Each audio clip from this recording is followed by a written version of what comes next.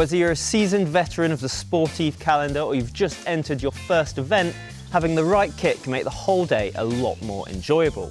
So in this video, I'm going to show you what you need to look for when you're buying your kit for your next Sportive, and the key details in everything from clothing through to nutrition.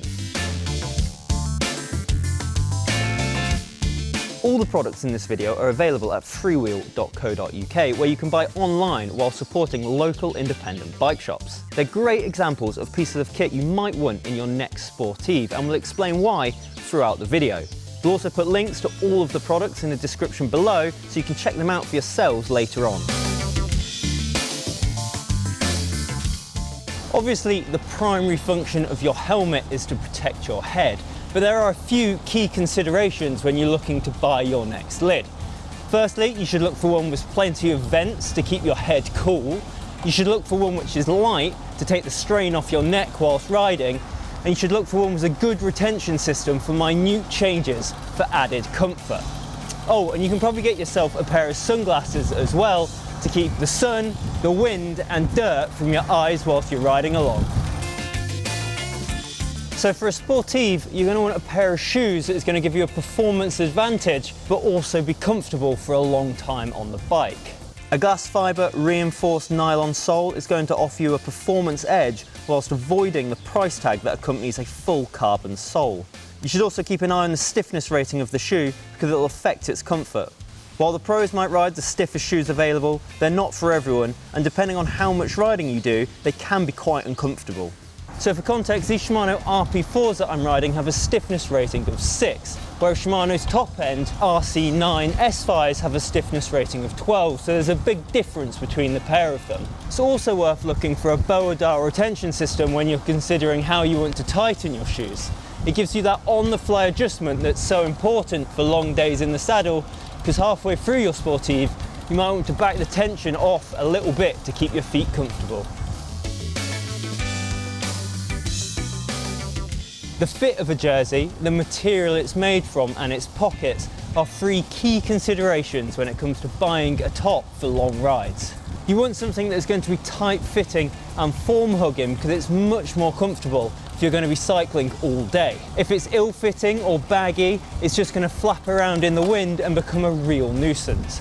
Finally, pay close attention to the pockets of your jersey because you want something that's going to be spacious enough to accommodate all of your spares and your food, but you don't want them to be sagging down or moving around when you're cycling along because that becomes a real pain. Look for something with an anatomic fit.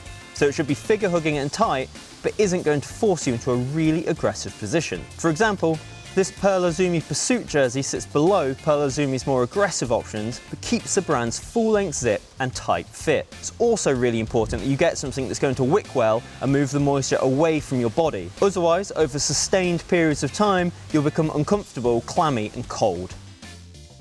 You're about to spend hours sat in your bib shorts, so making sure you get the right pair is absolutely vital to you enjoying your day. You want a pair of shorts that is going to give you both comfort through the chamois and through the material that the short is made from. For the chamois, you're looking for something which has an antibacterial padding and a multiple density build. This translates as more comfort where you need it, so the pad has extra thickness where your sit bones are and where you apply pressure, and reduced thickness where you don't. And one word of advice from me, don't wear your shorts for the first time on the day of your Sportive. Make sure you've gotten used to them before you do the big event. Other things that are worth keeping an eye out for are flat lock seams, multiple panels for a more sophisticated fit, and leg grippers that don't use too much material so as to avoid chafing. Typically, the wider the bib straps and the more elasticated the waist, the more comfortable the shorts. Sportives are all-day affairs, and when you're outside for that long, the weather can be changeable. So if it's chilly and your arms and legs are exposed, you're never going to be comfortable and your muscles won't work at their optimum. So it's always worth taking with you a gilet, like so, and a pair of arm warmers, like so, tucked away in your rear pocket to put on should the weather turn nasty.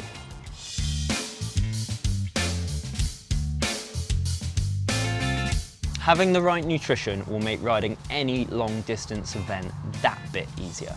As a general rule of thumb, you want to consume between 30 grams and 50 grams of carbohydrates per hour. So in general, a bar such as this will contain around 25 grams of carbohydrates, and one serving of electrolyte drink such as this will contain around 36 grams. So to keep myself properly stocked up on a long ride, I'll eat a bar and maybe drink half a bottle of electrolyte fluid per hour. Caffeine also has massive performance benefits because it delays the feeling of fatigue from hitting your body. So feel free to stop for that flat white or espresso mid-ride if you should want it. Because Sportives are particularly long and particularly difficult, you should give your body the best chance of recovery afterwards by drinking some sort of recovery shake. These have added protein and carbohydrates for the maintenance and the growth of your muscles. Whilst many Sportives provide support to riders throughout the event, it's always worth taking the bare essentials as a minimum. We'd recommend taking a spare tube and a multi-tool and even a pump and popping them all in a saddlebag, like so, to spare your pockets from carrying the extra weight. Saddlebags come in a range of sizes, and this Pro model sits in the middle of a range of 4, varying from the very small and lightweight to the much larger and a bit heavier. You should take your pick depending on how far you're going to be riding, what equipment you need, and how isolated you're going to be. So there you go, Cycling Weekly's guide to kitting yourself out for your next Sportive. If you have any advice that you'd like to share about how best to prepare for a long ride, or if you've enjoyed this video, then please leave a comment in the comment section below. Don't forget to like this video and subscribe to the Cycling Weekly channel for more great content. And all that's left to do is to go out and enjoy the ride.